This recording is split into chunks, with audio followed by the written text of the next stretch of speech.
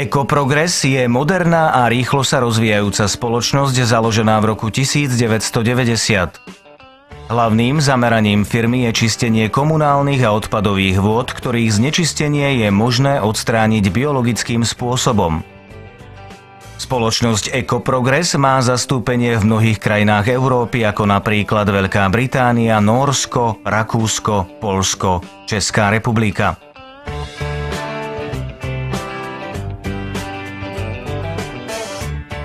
Významným dokladom pre potvrdenie kvality vyrábaných zariadení je európsky certifikát na výrobu a používanie čistiarní odpadových vôd Ekoprogres. Domová čistiareň je určená na biologické čistenie splaškových odpadových vôd. Nemôžeme si ju zamieňať s odpadovou nádobou či septikom. Čistiareň odpadových vôd je vyrobená ako celoplastová a jej priestor je simultánne rozdelený na primárnu zónu, mechanické predčistenie, na aktivačnú zónu, biologické čistenie s jednobublinným prevzdušňovaním a na separačnú zónu, oddelovanie kalu a vyčistenej vody. Názorne si ukážeme ostatné vlastnosti čistiarne odpadových vôd a postup pri jej osadení. Rozmery čistiarne sú výška 2200 mm, šírka 1450 mm a dĺžka 1200 mm.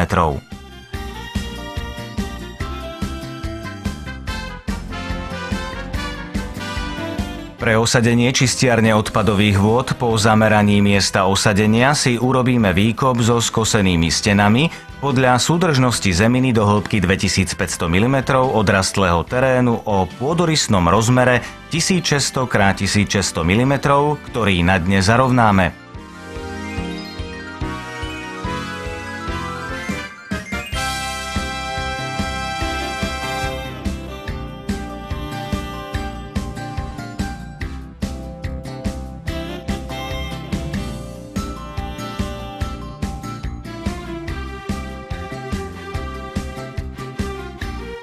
Vyhotovíme štrkové lôžko o hrúbke 200 mm.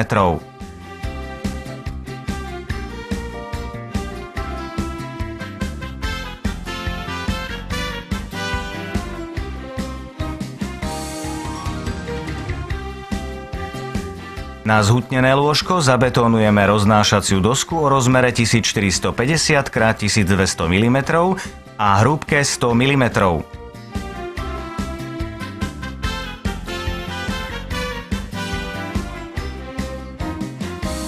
Pre spevnenie položíme do betónu oceľovú rohož o rozmere 1450 x 1200 mm.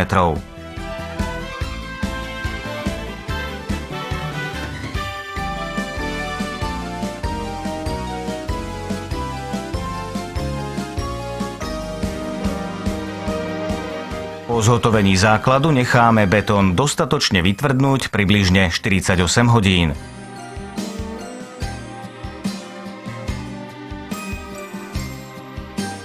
Podľa projektovej dokumentácie čistiareň osadíme pomocou gurtňových popruhov.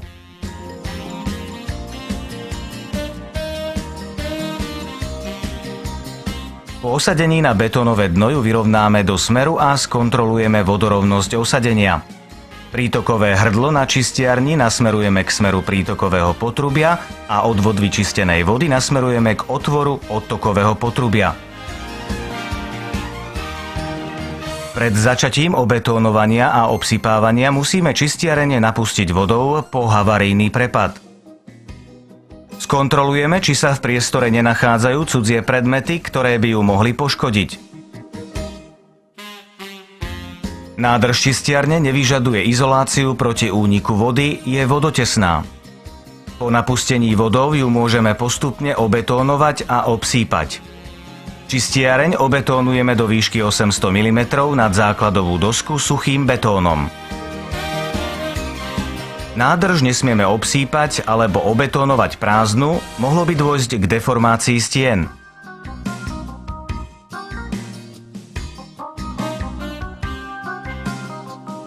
Prítokové potrubie PVC DN 110 napojíme do hrdla prítoku na čistiareň.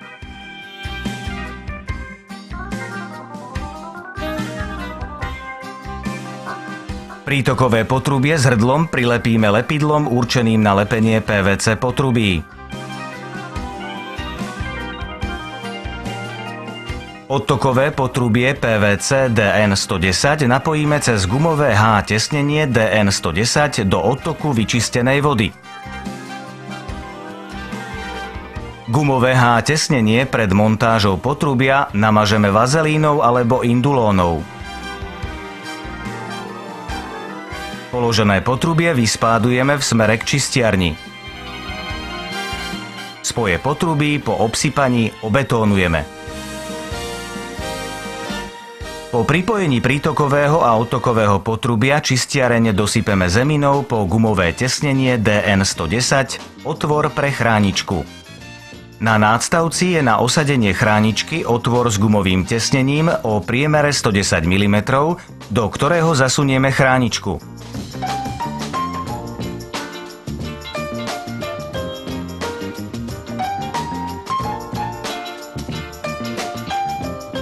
Čiernu a modrú vzduchovú hadicu vedúcu z nástavca prevlečieme cez chráničku z materiálu PVC alebo PE o rozmere DN 110 mm.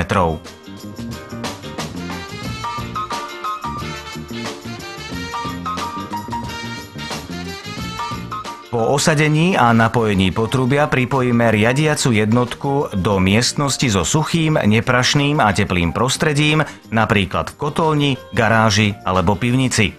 Ukotvujeme ju na stenu pomocou skrutiek tak, aby bol zo spodu riadiacej jednotky voľný prístup k napojeniu vzduchových hadíc vedúcich z čistiarne odpadových vôd, ktoré prevlečieme cez otvory v skrínke a vo vnútri skrínky nasunieme podľa farby na koncovky rovnakej farby.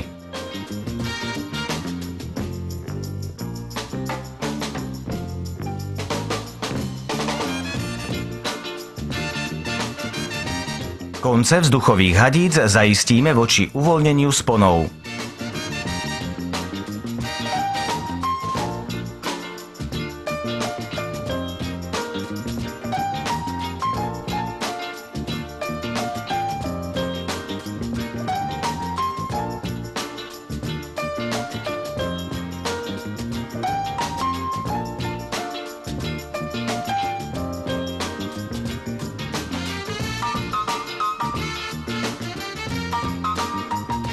Na dokončenie obsypu čistiarne použijeme zeminu zbavenú ostrých kameňov do úrovne rastlého terénu.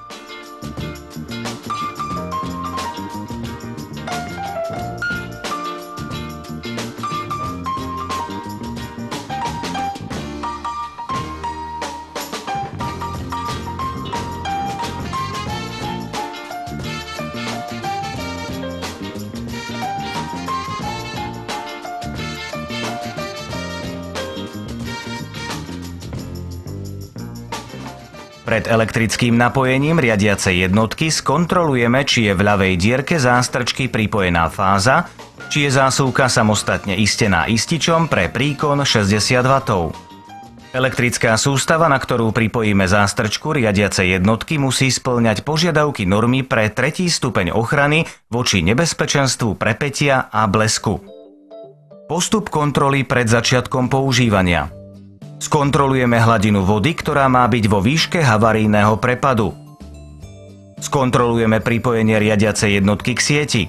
Po pripojení sa spustí 15-sekundový testovací program, ktorý začína odčerpaním vyčistenej vody a nasleduje spustením prevzdušnenia. Skontrolujeme prevzdušňovací systém vizuálne tak, že v aktivačnej zóne sa vytvárajú bublinky, v prípade nefunkčnosti je závada na dúchadle alebo porušený prívod vzduchu.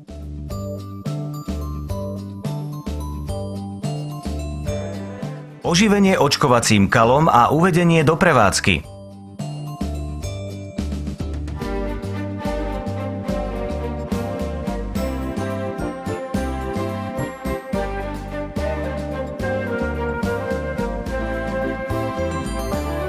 Pred začatím používania výrobca dovezie a naleje do prevzdušňovacej aktivačnej zóny zahustený očkovací kal,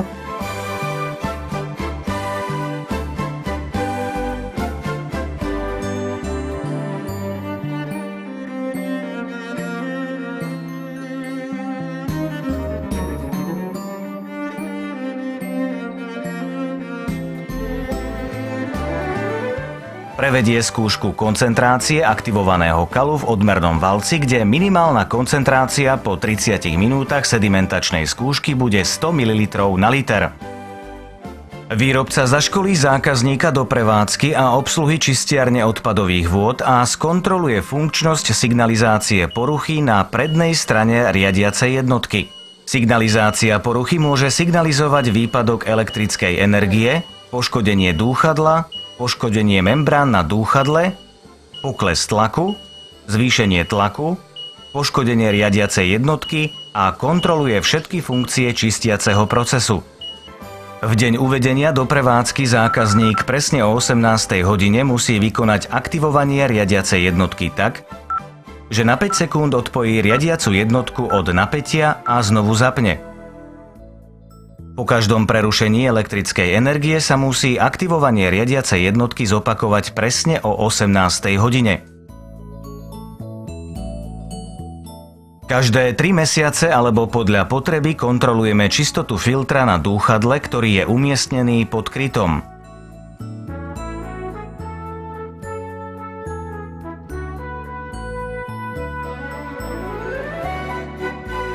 Čistíme jemným vyprášením alebo vypratím v mydlovej vode.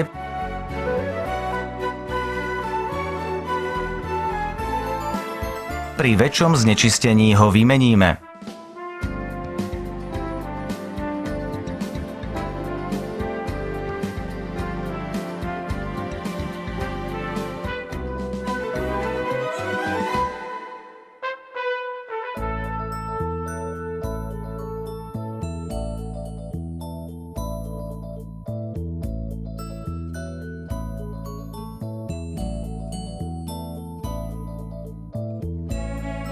Výrobca doporučuje každých 24 mesiacov alebo podľa potreby výmenu servisného kitu na dúchadle,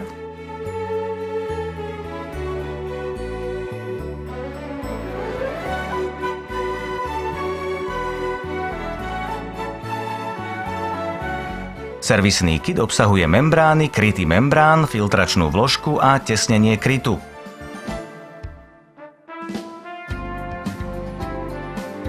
Po zdemontovaní krytu vymeníme membrány na obidvoch stranách.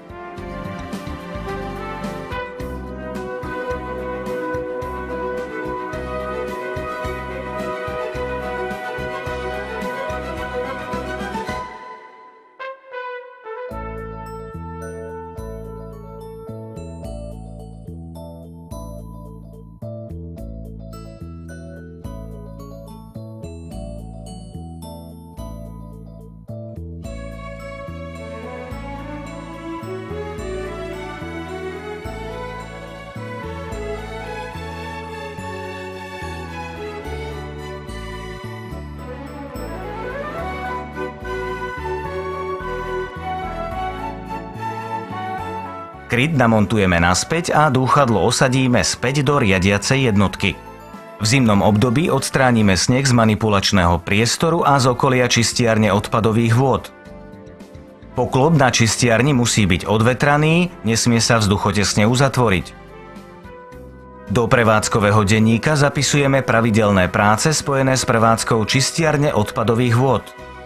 Prebytočný kal využijeme na hnojenie alebo ho môžeme skompostovať, a vodu vyčistenú v čistiarni odpadových vôd môžeme využiť na polievanie trávy, kvetov, kríkov či stromov.